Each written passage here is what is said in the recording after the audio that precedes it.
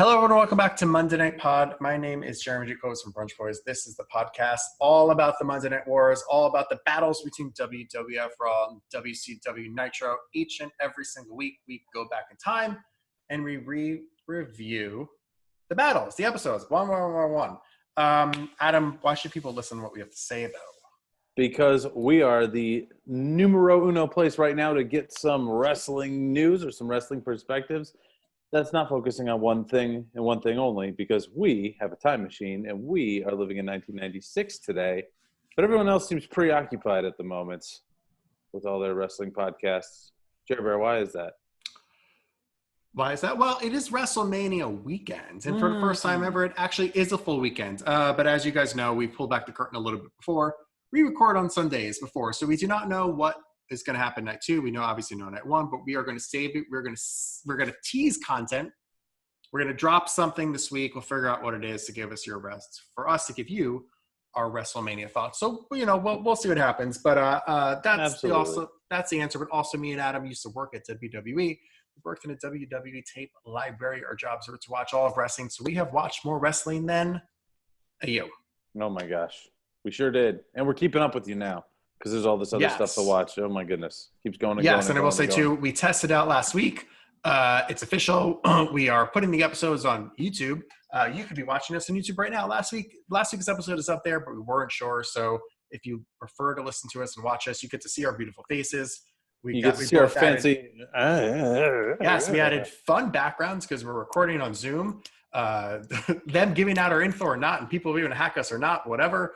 We are on YouTube with full episodes. On YouTube, too, we have Let's Plays from classic video games. We have some vlogs up. We have a bunch of content there. Bonus content going there, too.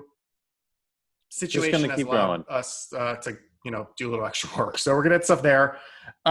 Yes, because we're going to save the Mania thoughts. Any you want to touch maybe on AEW at all? A new championship? Any quick thoughts there before we dive into it? Yeah, I mean, I'm totally – I know there were some people online who weren't stoked with the name of the title, but I like it. Even though they're on TNT, TNT is a thing. Like when there was some quote from Gregory Helms back in the day that was going around on Reddit where he was talking about how, like, I asked Vince why not call the Cruiserweight champion the CW belt because we're usually on the CW. And he, that's stupid. Why would you do that? Kind of thing. But, like, because CW is just, like, 2 letters overall. Like TNT, Dynamite, all the stuff, it works. I would have liked to see the tournament they put together a little bit adjusted. I don't like Lance Archer already being in there, although I like Lance Archer. I don't like Shawn Spears being in there because I don't think his win-loss record reflects it. I think it would be better if – I know they want to keep people in their trios or in their tag teams or whatever they are, but, like, I think it would have been cooler to see Ray Phoenix in there or Pac or something like that. Kind of those guys – we see on that level who could carry a championship right now. But regardless, I am hopeful that we're going to see it land on the shoulders of Darby Allin. We shall see. Mm-hmm. How about you? What do you think? Yeah, I will give them the benefit of the doubt here where a lot of stuff that seems to have been stupid, they figure out. So I'm not going to judge the championship yet. Let's let it play out and see how it goes. Is the name sort of dumb? Yeah, probably, but whatever. Anything they were going to pick is probably going to be dumb and ridiculous, so who cares? I was a little surprised by the brackets. I actually thought that they were going to go even a little lower on the card because there is a lot for those sort of like upper mid-card guys to be doing right now. They sort of set it up for this to be Cody's story, whether he wins or loses, something's coming out of it for Cody. Where if you go even to lower ranks, like the Colt Cabana thing sort of makes a little bit more sense for me, like maybe Luchasaurus, who's like not really doing anything and needs something to be elevated. I thought they would have gone a little bit more that route. They seem to go a little higher with it, but maybe for a first champion, that makes sense. I agree, but I also wonder if maybe that was their intention, but because of the state of the world right now and because of what they were able to film in the amount of time that they had to film it, maybe they took it from being a 16-man down to an 8 or something like that. Right. No, that makes sense, but we'll see what happens, and why don't we? I don't know. Why don't we move on? Well, you mean move into our time machine? Yeah, let's do that. Bam. That's what the people are here for. Let's give them that. Adam, let's go back to July 15th, 1996. Per usual, we're going to start with WWF Raw. This week we're once again taped from the Brown County Expo Center in Green Bay, Wisconsin, I believe for the last week for now. We'll know based on those fans in the front row for sure. Yes, we see footage. We open up and see footage of Shawn and Ahmed entering the building, and Camp Cornette confronts them, all wearing the most 90s outfits ever. Mm-hmm. But first up, and neon colors were totally in. Oh God, it was a sight to behold. Anyway, first up is an Intercontinental title match, just as teased last week. It's the WWF Tag Team Champion, one half of the Tag Team Champions, Bart Gunn with Sonny versus the Intercontinental Champion, Ahmed Johnson. Oh boy, the match goes 11 minutes and 30 seconds. It sure does. Ends finally with the Pearl River Plunge. Yeah, I wrote holy hell, what a boring punch kick match. It was confused going into this. I don't remember when they announced these matches last week, them saying that they were for the titles. And I remember that. That was the whole point. I did not remember them being for the titles. I remember them being title holders and everything like that. But I was kind of only reminded of it when Sonny was yelling about it at ringside. And it's just, I think they could have conveyed better that this was a title match, I don't know. It seemed like a title match to me. I didn't hear them. I didn't hear, like, when they came down, I didn't hear anyone say, like, for the Intercontinental Championship. I don't know if that happened, but I don't know. I'm usually one not to pay attention too much to what's going on, but I sum up with that together. So I can't take that against them. I mean, my notes were obviously, once again, Sonny was a star. Like, even during Bart's entrance, they start the match with them in the ring already. The camera's just on Sonny. It's not on Bart at all. Yeah.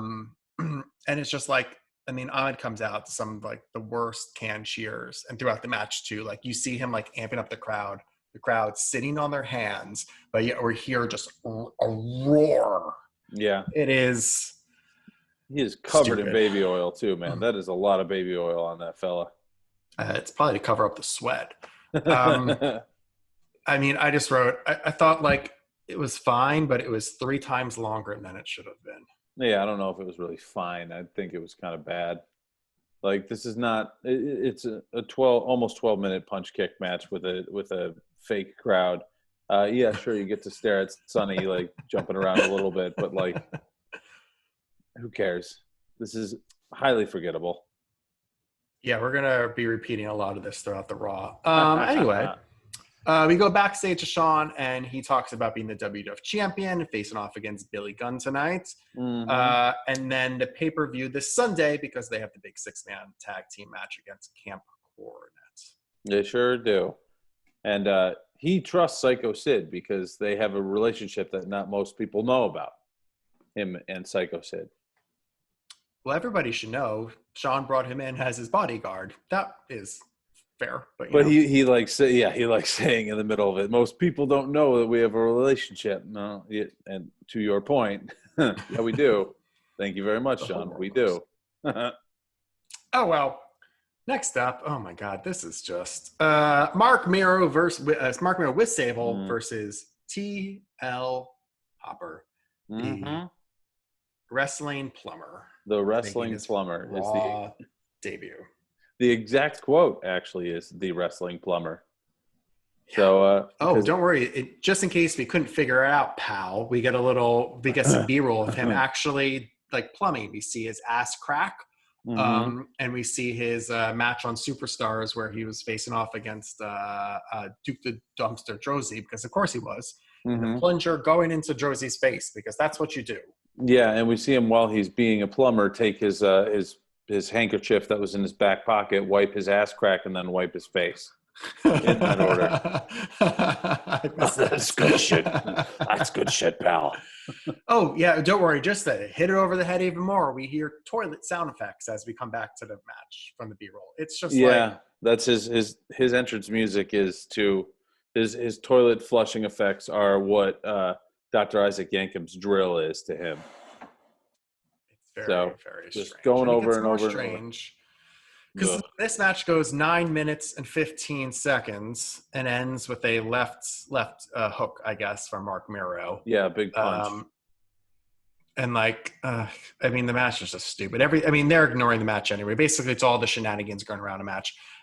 We see more Vince stupidity. We go backstage at Camp Cornette, and he's like giving a pep talk. Jim Cornette is giving a pep talk to Camp Cornette, and Vince says they have audio technical difficulties. That's why we can't talk to them. No, Vince, you can't talk to Jim because there are no microphones and no speakers anymore. How would he hear you? This isn't a technical difficulty. This is the universe and the laws of physics not allowing you to hear him. But anyway, more tech because we're live, pal. We do come back to Austin, who can miraculously hear him, and he talks about facing Miro at the pay-per-view this weekend. Austin's lip is, of course, still busted up because in real time, this is the day after King of the Ring. And yeah, that's it. I have no other notes for the match. It was terrible. Well, I don't think it was terrible. I thought Miro was like obviously doing his thing because he always tries really hard. And I didn't think that Hooper was that bad of a worker. I actually did some digging on him, and I found out that he was like a Smoky Mountain main eventer. And I was kind of remembering that because we did, as part of, as you previously mentioned, logging in the WWE tape library, we did go through the entirety of Smoky Mountain Wrestling. And so I did vaguely remember him as one of their main event guys. Like once I heard that, he was main event there from like 92 to 95, went to WWF. Spoiler alert, the wrestling's plumber isn't going to stay around for too long. Really? Yeah, but like I mean, I could just see from the way he moves, like the guy knows how to work. It's just like, who cares? This gimmick is so dumb. They're doing everything they can to make sure that we know that Miro's not a star, that it's Sable who's the star, and the announcers didn't give a shit about the match. No, I mean, what I was confused by too is like, is Miro like already fucking done? He has to go 10 minutes with a jobber back and forth. Like, no better sign than they've already given up on Mark Miro than this. Yeah. I know, another match that should have been 1 minute instead of 9 minutes. That's my complaint. I think we also forgot during the entrance of this. Oh, wait, did we even? No, yeah. I skipped over that, Yeah. Gold Dust's usher comes out with a nice golden present and hands it to Sable, and Sable and Miro like look at it and then throw it on the ground and walk away. And the camera tries to get a close shot of it on the ground, but because there's no spotlights on the ground where they are, we're just looking at a black frame. Great shooting coverage on that.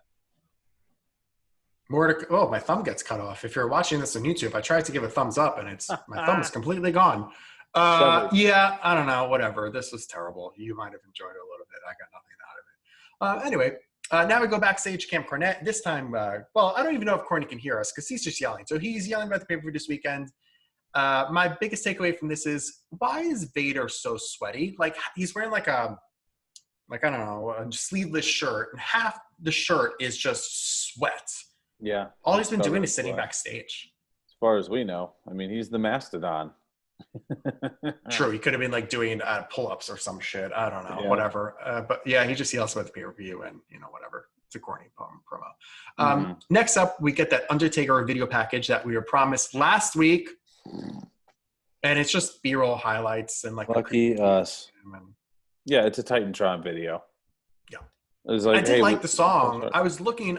That's not the usual Taker theme, and then I tried finding that song. It's like a little variation on it. I couldn't find it. So it's not the usual, but it's pretty close. But also, one cool thing was that like in the middle of it, I guess, to make this matter at all, in case someone, I don't know, if some exec was like, why are we even running this?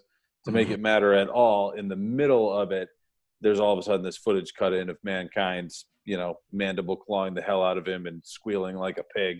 And then it cuts back and finishes the Undertaker. Yeah, stuff. like I almost thought acknowledge it. No, I almost thought it was going to be one of those things where, it's like he splices in and takes over the video package. But but it was just for like 15 seconds in the middle all of a sudden. Which is kind of cool, but they didn't really follow through on the thought. So, yawn. No, he's also not facing Mankind. Is he this weekend? I can't really keep track anyway of like what the pay-per-view is. This is we'll talk about this at the end of Raw, but this is also another bad job of selling his pay-per-view. Yeah, for sure. I guess they are going hard, but they're only talking about 2.5 matches. Anyway, we'll get to that. Right. Next up, It is our main event match. The WWF Championship is on the line. Is this the first time we've seen it on the line? Oh yeah. Bret Hart didn't defend it against Jean-Pierre Lafitte, did he? Or was that just a match? No, because I think Diesel was still champion when they were feuding. Okay. And then, I don't think they it was ever over his jacket. That's right. It was over his jacket. Okay. This might be it. This might be history right here. Yep. And by the way, Undertaker was facing Goldust at International Incident, not Mankind. Nope. So it makes even less sense. Cool. Meanwhile, Goldust is apparently feuded with Mark Mero. None of this makes sense. Anyway. Yeah, but also Ahmed Johnson is still carrying the Goldust belt. Oh, I forgot to mention that. Yeah, which is like it's so shitty too because they didn't like order like a new strap. They clearly took the plates off. They had a PA spray paint the black leather with gold paint. And it's like all peeling and gross. It looks like a belt that's been destroyed. It's a month. I mean, the paint job is a month old, but just looks terrible. And I mean, we're seeing it from a month ago. Think of how bad it looks in real time at house shows and stuff. Oh, right, exactly. Kane was talking about that's also the TV belts. That's not even the one they send to the house shows. Yeah, exactly. Kane was talking about that similar thing with his mask when he did the what's it called, the Stone Cold show again. Stone Cold. That's right. Sure. the show on the network. What am I thinking? Broken Skull Session. That's it. Yeah, he was talking about how he had his TV mask, the black and red.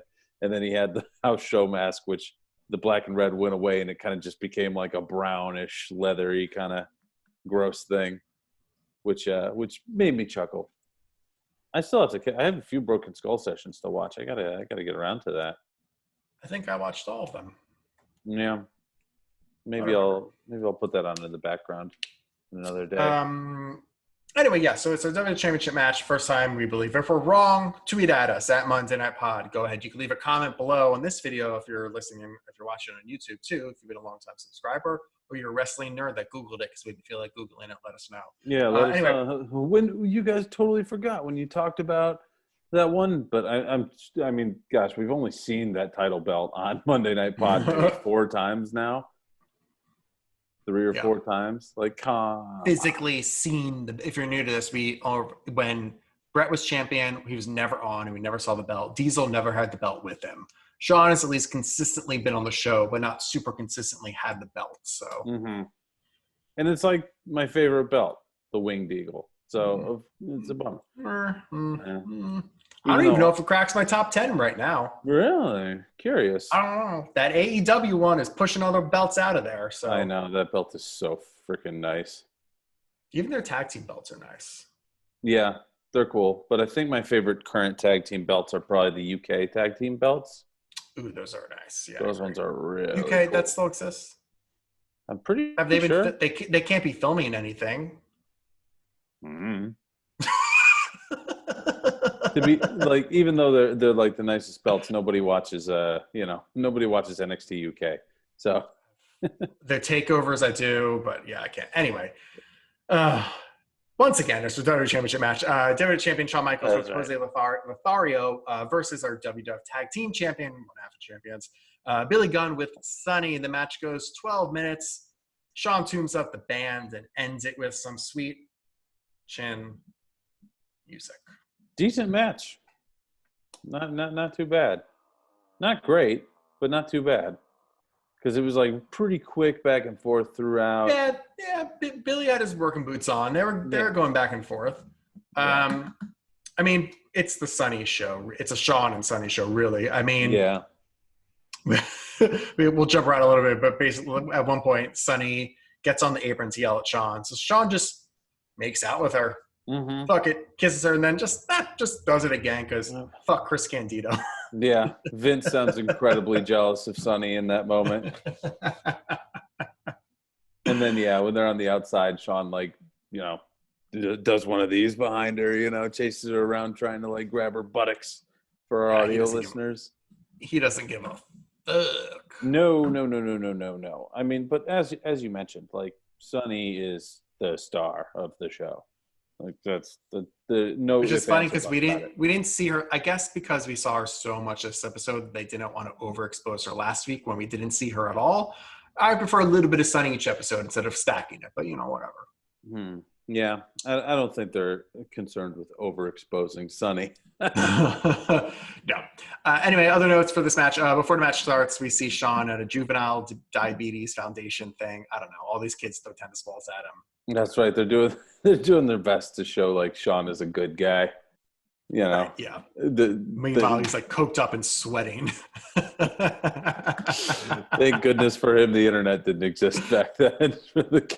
He's coked up, sweating, getting in fights with thugs. Anyway, at other points, we cut back to Ahmed Johnson, who's talking about having Shawn's back into the pay-per-view this Sunday. We also cut back to Camp Cornette leaving the building. Obviously, whenever you see a wrestler leaving the building, you know what that means, and we will get to that. But any other notes you have about this match? Nah, that's I was surprised with. I mean, I shouldn't say surprised because I guess I'm just trained to think this way because of how a lot of WWE has been in the last 20 years. But to see both tag team champions get defeated as clean as a whistle when they're actually kind of on a hot streak, those guys, since they got together with Sunny and now they're like versus heels and all that stuff, for them to both like just 1,000% clean, take a finisher and take the 3 count was a little unexpected for me.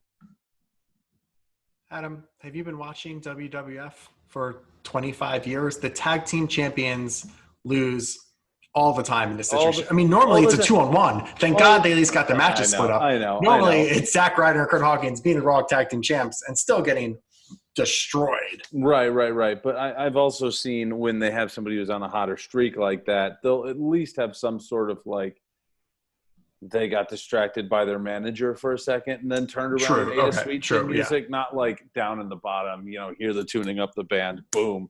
Same thing happened with the Pearl River Plunge.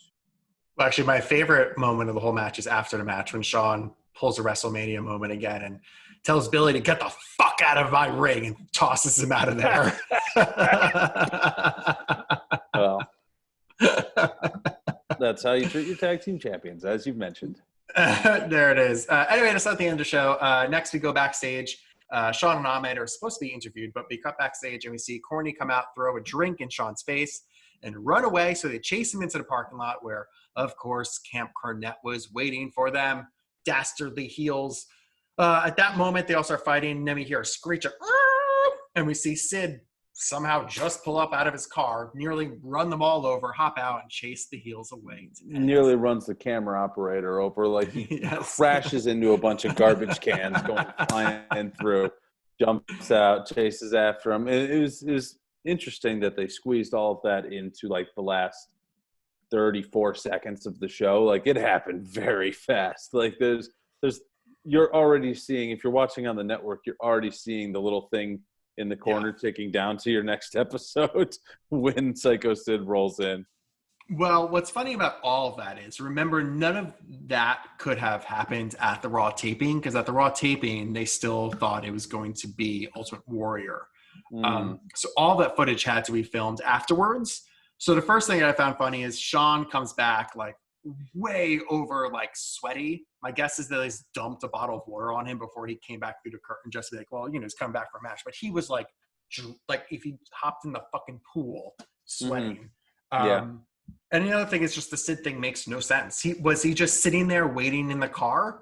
Did he just happen to show up at Raw in the last 2 seconds because he's that unprofessional? Was like, if he was sitting there waiting in the car, wouldn't he have known Camp Cornette was waiting for them out there?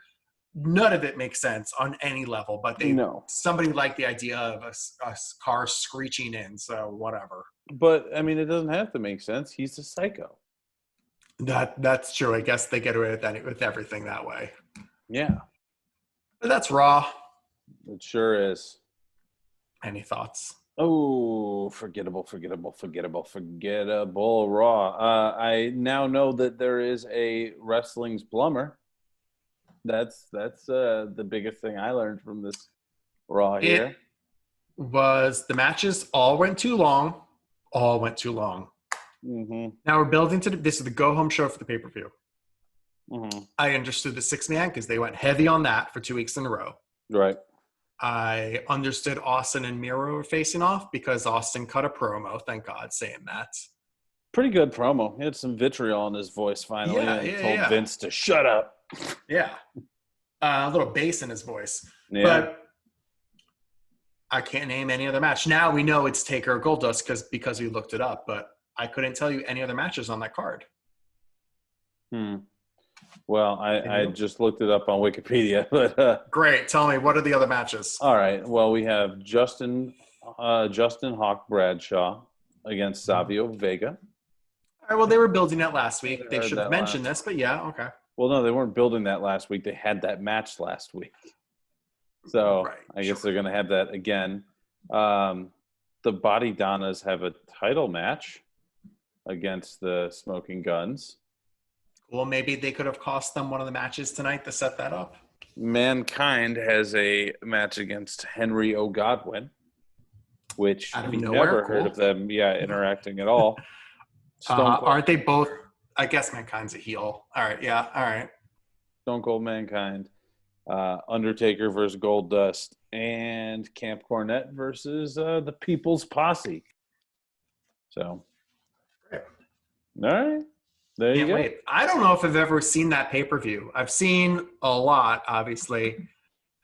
I don't think I've ever watched that. It would never be at the top of my list to watch. No, it is a 6-match card. That feels... Well, remember, the original In Your Houses were short, so that makes sense. That's true. It's probably an easy watch. I don't know. Probably. Maybe we'll do that. Maybe we'll take a look. Well, I guess if AEW and WWE can't film anymore for a while, we could go back and watch more. There's really, if I could scratch, well, I don't even watch SmackDown anymore. If I could scratch Raw and NXT and AEW off the schedule, that will open up the time for me to watch even more classic wrestling. So maybe we'll see what happens. Yeah, I've also taken to watching like random Evolve matches on YouTube or something where it's like, oh, this is back when NXT still wanted to play nice, and they were like, yeah, here, Velveteen Dream, you can go have a match with Darby Allin. And they still do that? Not as often. Not against like an AEW guy. Oh, absolutely. No, absolutely, yeah. They blacklisted Vicky Guerrero. But Evolve is pretty much owned by WWE at this point. Right. We got to go to one of those shows when they have one of them. And you know, they were supposed to, I don't know if it ever happens. They were supposed to have, I was talking to my friend who's a wrestling photographer. They were supposed to have a show here 2 weeks ago, like in somewhere bumfuck Queens or something. I think they run it in the same, I think they run sometimes at least in the same place that we went and saw MLW Fusion. Okay. Maybe that was it. But I want to say that didn't end up happening. No, if it was supposed to happen 2 weeks ago, it certainly didn't. Blood and Guts was also supposed to be a couple weeks ago. We were supposed to go to that. We would have had a cool video for you guys, but been postponed. We'll see. By the way, you watched Jericho versus Vanguard 1. It's the hottest feud in wrestling right now. It's Jericho and Vanguard 1. Come on. When the dogs came out, I couldn't stop laughing. I was gonna say you had to pop for Release the Hounds. They should just do that shit. I'll watch that. If they can't film wrestling, 2 hours of Jericho in his backyard doing a promo with the fucking drone, I'll watch it. Mm-hmm. They're gonna get to things like that. They're gonna get to more final deletion-esque things, which we'll have more thoughts about that in our WrestleMania special. I was gonna say like the Boneyard match. Yeah, well, like I said, we'll have more thoughts in our WrestleMania special. But for the time being, I think we should head over to Disney MGM. Sure, let's do it. This episode 44 of WCW Nitro. We are live, as Adam said, from Disney MGM Studios in Orlando, Florida. Tony and Larry opened the show and announced the full NWO is going to be here. Hall, Nash, and Hulk Hogan. Right. And just to reiterate, this is the exact same place that we were at last week. So everybody knows. Yes. So I believe what happened, Erica spoke about this before. I think what happened was the Olympics were ramping up or about to take place. And pretty much every production person that they could hire was going to work in the Olympics. So what they decided to do was tape in Orlando for a few weeks, where all the staff is Disney anyway, and they wouldn't be working the Olympics. I believe that's the story, or something close to that. That's why we're going to see them there for a bit. It's interesting, and that makes sense. And it's a cool venue because it's different. You know, we start out and it's daytime. We still got that palm tree in the entrance. We got fireworks everywhere. Yeah. Did you notice something over Tony's shoulder, Adam, during the open? During the open. A man who looks like someone very close to you. Ooh. I thought maybe a young Adam could be sitting next to him. You think that was in the start? Let me see. I'm going to go to Tony. Let's see. I picked up on it right away. I said, over Tony's shoulder. Let's see. I see a kid getting stoked. I see a really fat guy. I see another guy with a mustache. A mustache. You don't see a deep, beautiful mustache like someone in your family? I don't know. Maybe. That wouldn't have looked like your dad in 1996? My dad did have a sweet mustache, but I think it was gone by then. Okay. That's funny. That is funny.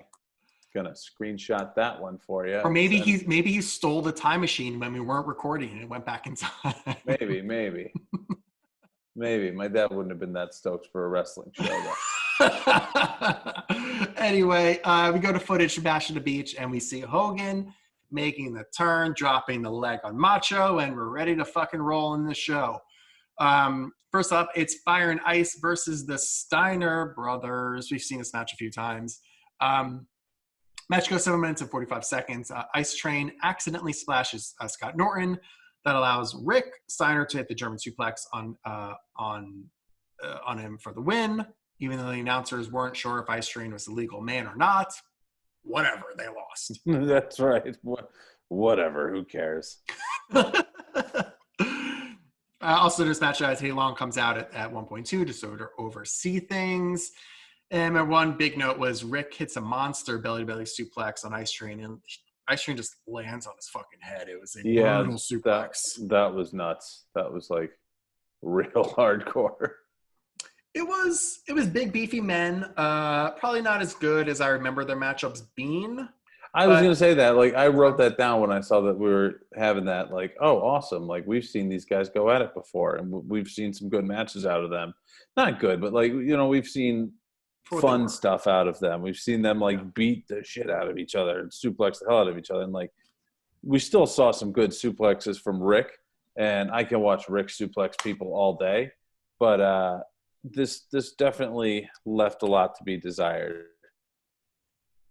It did. It seemed to be much more about the story of the possible breakup between Ice Train and Scott Norton, but we will get to that later, or in 30 seconds. First off, though, Mean Gene is at the entranceway with Kevin Sullivan, Jimmy Hart, and Big Bubba. They talk about Hogan turning. Bubba, I've noted, finally isn't wearing a dumb hat, but we'll see what happens. That later in the show. Jimmy Hart says that they will destroy the Four Horsemen as Mang and Barbarian come out. Bubba talks about taking on Luger later, and Sullivan then turns his attention to Benoit. So their new goal, because they can't take out Hulk Hogan, seems to be that they want to build up their army to take out the Four Horsemen. That's right. The Four Horsemen have they have a lot to look out for. I mean, it was kind of a jarring transition because he goes from, you know, yelling about Hogan to immediately like, now we're going to kill the Four Horsemen. What? No. Okay. Well, it's more confusing. We'll get to this later. Is like all those people are heels, and throughout throughout the night, the Four Horsemen especially seem to go back and forth in terms of who's a heel and who's a face. So shades of gray, I guess, but they're already very shades of gray, so it makes no sense. There we go. See, there's Adam. No, there we go. There is Adam's dad sitting right there. If you're watching on YouTube. Hold on, I can't put my arm around him. That's funny. Anyway, let's get back to the Fire and Ice issues. Scott Norton is backstage and he's pissed at Ice Train for screwing things up. Teddy Long comes out and tells them that they are a great tag team. Norton says, I don't give a fuck, and shoves Teddy Long to the ground. Yep. Just sends poor Teddy Long flying, and Ice Train is not stoked about that. I kind of like this interaction, though, that they were having, because Ice Train is saying, we can do this while following the rules. He's not happy with Norton's shenanigans. So he's got, reason to be upset. I like that. I like when it's not just like, hey, let's just break these guys up because, they're running their course and they ran into each other or whatever. It's like actual character issues between them. I agree. I kind of like it. Two big beefy men wanting to feud. Okay. Next up, it is Billy Kidman, a young baby Billy Kidman, versus Dean Malenko. Yeah, really. Match goes 5 minutes. Jimmy Hart comes out, Dean pleading with him about something before running his back. Anyway, they have a pretty good, fun back-and-forth match. Kidman misses the shooting star press, and Dean decides to get to fucking work. Brainbuster, into a powerbomb, into a butterfly powerbomb, into a Texas Cloverleaf, and Billy Kidman taps out.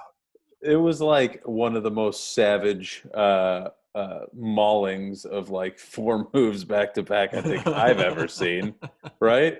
It was impressive. I enjoyed it greatly. Yeah, it was like some video game shit. It's great. It's exactly what it was. It was just these fucking boom, boom, boom, boom, boom, boom, boom. Billy Kidman's dead. Super dead. Dead as a doorknob. Fun match. 5 minutes. Billy got a little bit of stuff in, got to shine a bit before screwing up, and Dean taking advantage, which should be the match. A little, vet versus youngster. That's what happens. Yeah, and Kidman got to show a little bit too. He got to really move. He got to show that he's able to sell his ass off too. So from a wrestler's perspective, you see that and you're like, oh yeah, I got to work with that guy. He's going to make you look like $1 million. It's like when, I was watching some interview with Paul Heyman, just some Q&A on a stage or whatever. And he was talking about how they let Brock pick his first opponent that he was going to have on Raw. And he specifically picked Spike Dudley. Right, I remember that. Uh-huh. Yeah. It was, Spike's able to sell his ass off. He's able to make you look like $1 million. When you are $1 million. That was sort of the approach on AEW this week. Yeah, with Marco Stunt. Mm-hmm. Just a visual, the two of them going up against each other, just makes you laugh. And then he's fucking thrown into the quote unquote crowd. Dude, Marco's good. Great. Marco is people chat on him early on, but Marco has stepped up to the plate every time he's been given. Nobody didn't think he had ability. People just make fun of him because he's 4'11". There's that, and if you'd read Twitter and stuff, they'd be like, it's Twitter, whatever. It's always going to be cancer. What do the Reddit threads say about him, Adam? Well, it was always like early on when it was the tag team championship tournament, and it was Jurassic Express versus the Lucha Bros, and it turned out being their highest rated thing on that night. But everyone was like, what the fuck? Marco Stunt getting in there with Ray Phoenix and Pentagon Jr. Was it Marco Stunt who did it? Or it was Jungle Boy? No, because Luchasaurus was injured when they started that tournament. I forgot about that. So, yeah. Okay. Yeah, so it was just Stunt and Jungle Boy in there. That's right. And, Jungle Jack Perry. Jungle Jack Perry. God damn it. Jungle Jack Perry. Jungle Boy. I miss JR. It's good that he's staying home, not exposed. Why isn't Excalibur doing it? I don't know. He's not old. Maybe just they were just concerned about him traveling, I guess. Yeah, maybe. I think he's not based in Florida, Atlanta area. Georgia. Like everyone Secret else. Location in Georgia. Right. Literally, it looked like in the FCW documentary that they did. They talked about how the first few matches they had were, or where they were training at the beginning, was in a batting cage setup. That's what it looked like they were, because you could see under the mats were AstroTurf. Yeah. And I'm like, and a big pole. I'm like, I bet you that's a batting cage sporting facility thing that they took over for the tapings. Possibly. It's so wild, and it's going to be so cool once wrestling is back, in full form. Did you watch? I don't want to get too far off track here, as we love to do, because there actually is a good amount to talk about at Nitro. But did you watch Dark at all this week? AEW Dark. I've never watched Dark. So it was good because they actually had like a bunch of their main guys going against like right, because no one else is there. They have to. I saw there was like Mox was on there. Yeah, they're gonna go against indie dudes who are gonna get a little bit of a payday for being on and a little bit of exposure, which is great. And I really liked how Mox won his match with a move that's not his finisher, or that's something that he's not even known for. It was like a crossface stretch kind of thing that he did against the guy. I was like, oh, that's cool. They're like freaking wrestling out there. Just little details I'm enjoying.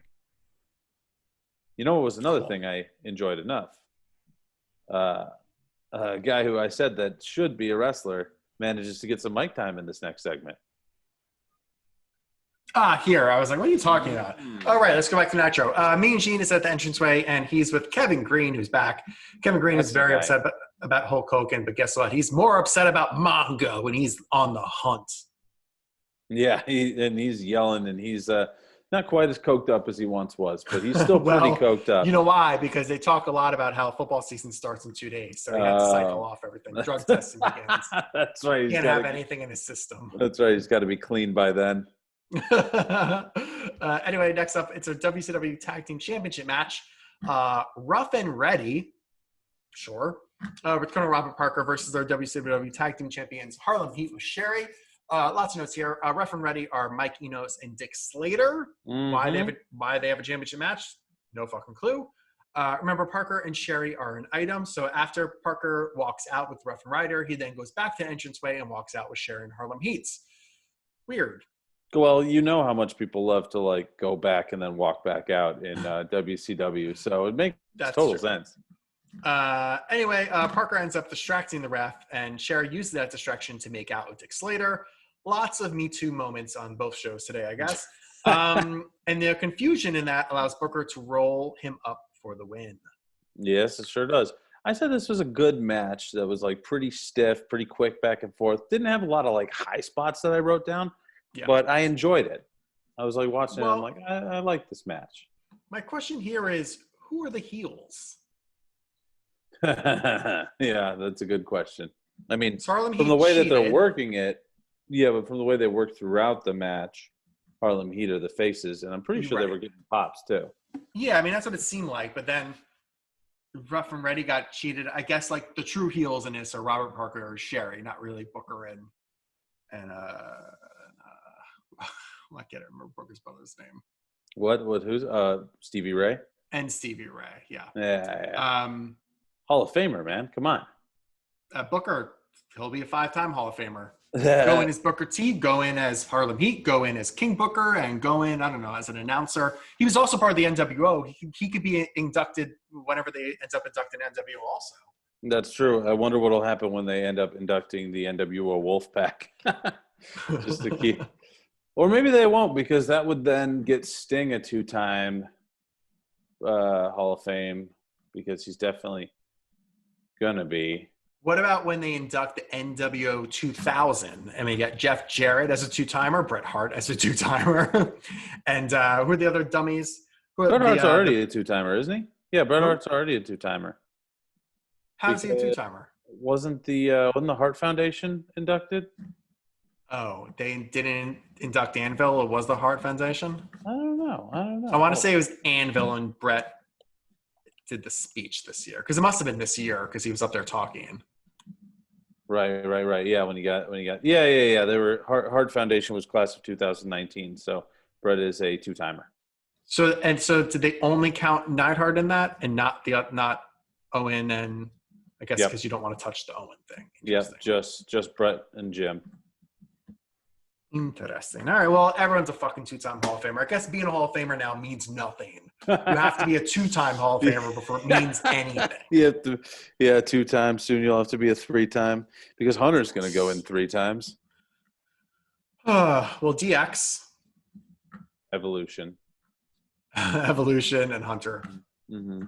And then Flair Hunter as a wrestler. Hunter as a wrestler. Paul Levesque as a executive. No, as an executive. When they started Amazing.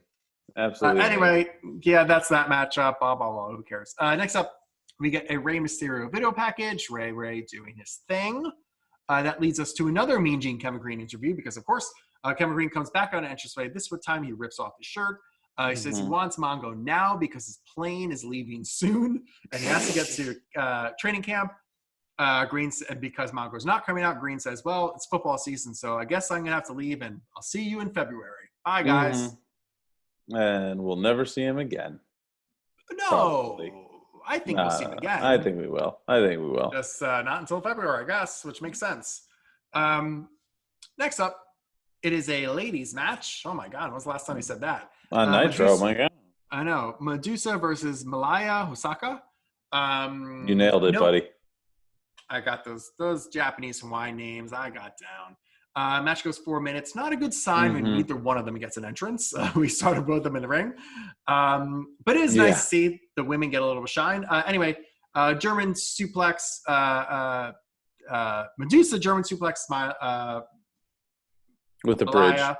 bridge. Oh, damn it. I said the name that I screwed up because I typed it wrong. I said it right the first time. That's what counts.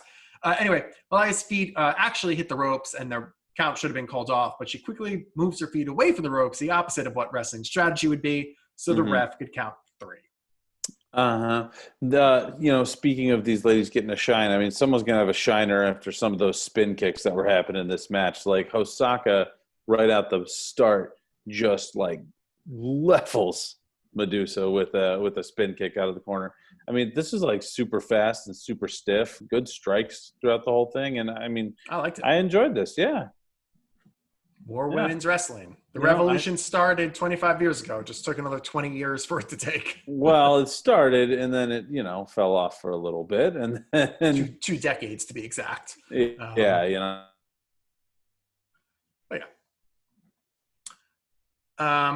anyway, that brings us to hour 2, Adam. There we go. Fireworks go off at Disney, and we go up to Eric and Bobby.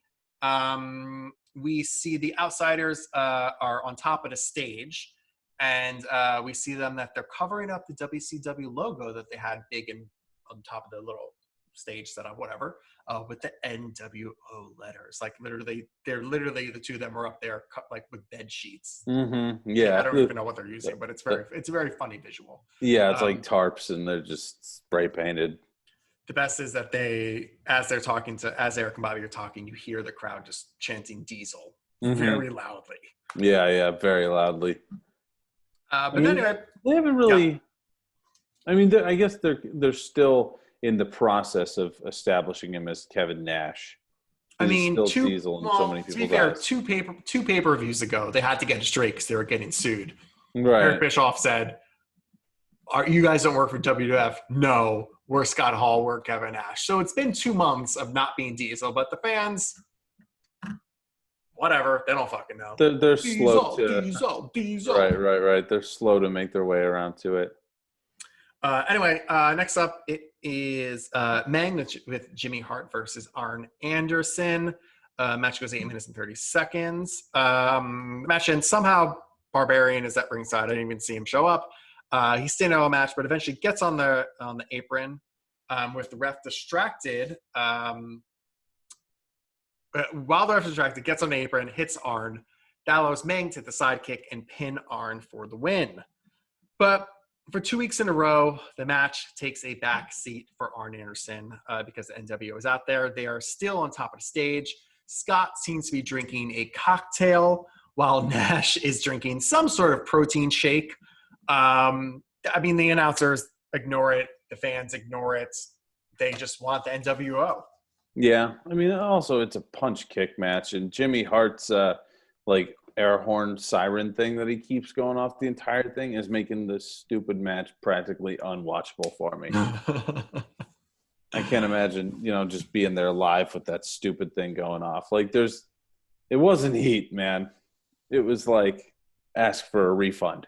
Well, it's also another situation we talked about this earlier. It's like, aren't both of them heels? And when you have heel versus heel, this is sort of what happens. Who the fans are supposed to cheer for. And I guess you lean towards Arn, but really they're both heels. I feel like, though, based on the booking of the last 3 weeks more, that that the Horsemen are kind of faces now. What about Mongo? Well, yeah, I guess. Well, it's weird because we didn't see the Horsemen together this one. So Mongo's, yeah, but I mean Benoit going against the Taskmaster in that one. Yes. No, I mean in that dynamic, that's I'd say Benoit's the face in that, and then Arn has been he has been having these matches where he is kind of more positioned as the face. Yep. Well, I guess he's had a couple of them. Last week he was against Sting, so I shouldn't say that, but this week it felt like that was the case, even though, I mean, it was just a fucking punch kick match. Who cares? It was stupid. Anyway, next up, speaking of Mongo, Mean Gene interviews Mongo with Deborah. And guess what, Adam? Pepe is back. He is still alive. He is still alive. That's right. He's back, baby. Mongo is shocked that Kevin Green has left. So they just make fun of the Panthers and move on. Yeah, Deborah keeps saying that, you can go back with all those little country boys. Like, country boys? She's like, yeah, country boy. And then, Mongo's terrible as usual. But he's terrible in a good way now, I feel like. Like, the way that he's talking, made me hate him before. But, he's just saying the same thing except being the heel now. And I mean, he was made to be a heel. When he was supposed to be a face, it was unbearing, which is why it's smart that now, he hasn't really changed, except you're supposed to boo him. Yeah, he's still just as braggadocious about himself as he's always been. He's still just as loud and stupid sounding as he's always been. It's just now those pieces fit in the right place. Right. Yes. Anyway, next up, Chris Benoit versus Eddie Guerrero. This match goes 9 minutes and 30 seconds. Oh boy, lots and lots back and forth action here. Eddie goes into the ring steps, and when the ref goes to check on him, Dean Malenko comes down and slams Benoit's head into the ring post. Remember, we saw Jimmy Hart pleading with Dean before, so maybe he got to him. Anyway, now both men are down for the count. The ref is counting to 10. Just at the last second, Eddie jumps into the ring and wins via countout. Yes.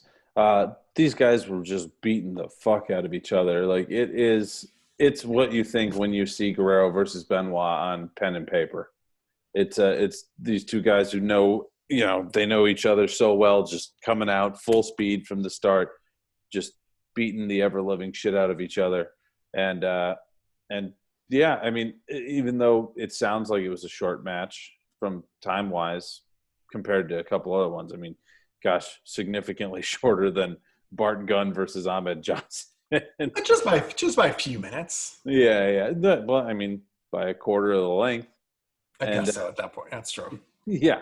But just think of how much more action these two pack into that amount of time. Oh, there was more stuff there was more back and forth here than on the entire episode of Raw combined. That's true. That's very true. Very good. I mean, does it stand out compared to all the other Benoit Eddie Guerrero clashes? Maybe not. Certainly not. Especially with that finish. Yeah, exactly. Without the clean finish. Next up, the WCW TV Championship is on the line. Big Bubba of Jimmy Hart versus Lex Luger. This match goes 7 minutes 45 seconds. Don't worry, guys. Big Bubba found another dumb cap to wear. I thought he got rid of that shit, but who knows? Anyway, during the match, we see a limo arrive, and then Hall and Nash pop out of it, just like last week. By the way, this match spans 2 commercial breaks because, Big Bubba and goddamn Lex Luger really need it. Anyway, the Outsiders finally make to the ring and attack Luger to mercifully end the match, and Hogan follows in after them, all in black and white, and here we fucking go. Yeah, that's right, yeah. Fuck all this other shit from beforehand. Terrible match, only a little bit of good explosiveness by Luger. And, I expected more out of both of these guys because, as I've said in the past, Big Bubba can work. Especially for a guy of his size. But he's 10 years past the point of being, I'll give him 5 years past the point of being able to work. I think I still expected more out of these two guys because of what we've seen from them. Yeah. But again, it's a situation of they're sort of out there just to take up time before the NWO stuff goes on. Yeah, that's not exactly in a good position. The whole point is get the NWO, which right. It works out. It works out in the end for everyone. But in the meantime, we have to, get through some slogs. Anyway, let's run through the ends of this, and then we'll get back to it because a lot happens. We'll discuss. Anyway, jackknife to Lex as Hogan slaps Lex Luger around. Hogan goes to shake Big Bubba's hands. They've been asking the question all night, is there a fourth member? Who else is joining the NWO? So they pretend like it's Big Bubba, but then Nash and Hall just destroy him too and send his ass out of the ring. Get the fuck out of here, Bubba. It's interesting too, seeing Hogan try to be a heel for the first time. His mannerisms aren't yet Hollywood Hogan mannerisms. They're much more like stereotypical heel stuff because obviously he hasn't found that character yet. It's interesting to see his look and his mannerisms and ways act, so the transition from now to what it becomes. Anyway, that leads into Mean Gene getting into the ring to interview the NWO. Hogan says that he's pissed because the fans started booing him, so they can stick it, brother. That's right.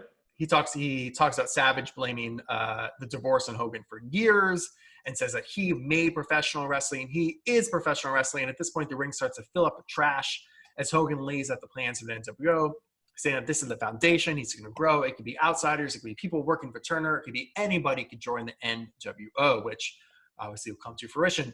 He then challenges Giant for the WCW title at Hog Wild and then says that the WCW locker room could come out and challenge them all right now.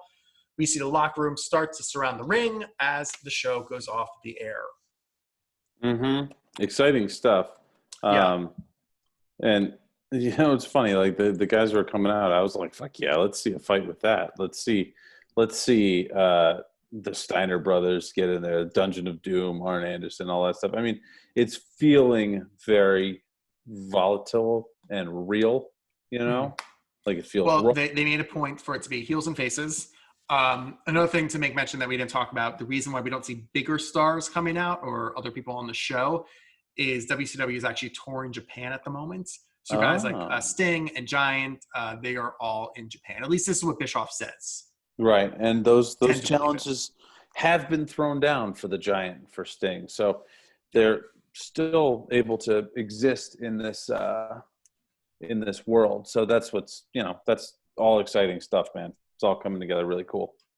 Yeah, I thought the promo was fun. A little bit saying the same thing as the pay-per-view, but guess what? Lots of people didn't see the pay-per-view, so it's good to sort of reiterate that. And again, getting back to the fact that they've been teasing all night that they're going to grow the NWO, but this is the first time that we're hearing it from the NWO. Like, get ready, because there's going to be a lot more people coming. We obviously know the next person is 6, or Ted DiBiase, I believe, is next. Right. Well, it'll be Ted, and then it's it'll 6. Wait, why would it be 6 next? Because he'd be the 5th. It'll be 6. Giant then? Is it Giant or Bischoff comes first? Giant is before 6. All right, so then Ted, Giant, 6, Bischoff would be next in order. Oh. Well. There you go. Anyway, that is the end of Nitro. Sure is. Jerry, what was your favorite thing on Nitro? What do you think of the show? NWO promo. Listen, the whole show is about the NWO. Was there fun little things happening throughout the show? Of course. But it's NWO time now, baby. That's where we are going all in on it, and I'm here for it. They teased it well throughout the night. Lots of little moments, lots of big things you're going to remember forever, and a great Hogan promo to end it. So, that's what it is. This is what it's going to be for a few years. Yeah, right. And, there's at least 4 matches on the show that I'd say, like, hey, those were enjoyable. Like, you don't need to go out of your way to find them, but, like, it's not bad. Like, Kidman Malenko, the tag title match, Hosaka Medusa, Benoit Guerrero. They're all, they're all, those are 4 perfectly enjoyable matches right there, even by today's standards. So, once again, I think we're both going to fall on the side of saying that Raw got jobbed out pretty hard. Yep, and remember, we're in the middle of the 83 weeks, so we know who's the winner is going to be. But Nitro gets a 3.4 and Raw gets a 2.6. America thought Nitro is better. We thought Nitro is better. Guys, remember, listeners, now viewers on YouTube, whoever is that person keeping track of who won everything, because we're leaving it up to you guys, because you guys are the best. Nitro. Check mark for Nitro. Thank you. I can't wait to see this when we're done. I pray that you guys keep this up because I've lost it. Because that's our whole thesis statement of the podcast. Yes, it is. Well, it could be a very general, like, our thoughts and feelings. It doesn't have to be mathematical necessarily. No. Most things in life aren't. True. So. All right. Well, that's Monday Night's War for July, what is it, 15th? Where the fuck are we at? July 15th, 1996. Yes, July 15th, 1996. Any final thoughts? Man, just Nitro is so much better. I want to see Raw matter. Nothing mattered that we saw. Things mattered on Nitro. The only good thing is next week we're live and we start the build towards SummerSlam. So if things were ever going to pick up, now would be the time. Mm-hmm. Possibly. Yeah, and it's just, it's so funny that like that same principle though is important in today's wrestling and really in any show as it was then. As we're seeing, is like, let's just make it matter. Like whatever happens now, let's care about it. Let's not just like put out something to just fill 3 hours of space, which has happened in the past. As you said, like some, especially with Raw, with Heyman getting more involved, some things have been a little bit better. If Raw's biggest issues is, forget about the current situation we're living in, but generally, if it was a 2-hour show, it would be amazing. Yeah, it's a 3-hour show where they're just like, ugh, we don't even know what the fuck to do. Just do this. Who cares? At least things are paying off better, which I appreciate in WWE. They're not forgetting about things. Like even a year ago, the Eric Rowan thing, we never would have gotten a conclusion. It just would have been written off. And clearly this year they decided we hate this, but at least we're going to finish it just so we don't have to deal with Marks asking us about it for the next 20 years. That's right. Yeah. I still want to know who is the person behind GTV. Right. Exactly. And maybe it's the same person on SmackDown, because we saw them this past week that they were able to have the security footage of everything. Sonya Deville and Dolph Ziggler. So maybe that same person has been doing this for 25 years. Could be. Or it's going to have paid off at night 2 of WrestleMania, and you'll hear us talk about it in our WrestleMania discussion. Oh, very good point. I shouldn't have said anything. Great. Anyway, yes, let's talk about that. If you want to follow us on Instagram, Monday Night Pod, that'd be cool. Twitter, Monday Night Pod, you could yell at us there. Totally good with that. You could email us at info@mondaynightpod.com. YouTube is Monday Night Pod. If you're watching us on YouTube, subscribe. That would be beautiful. Leave a comment below. Like the video. Share this video with some of your friends. That's cool. If you're listening to this on a podcasting platform, make sure you are following and subscribed. If you're on Apple Podcasts, leave a 5-star review. That would be cool. You can leave a comment also. Whatever you want. Yeah. I'm all about it. I'm all about any interactions. It's all good on our end. We love doing it. And plus, everyone's got the time right now. So why not? That's true. All right, guys. Stay well. You'll see you next week. Bye.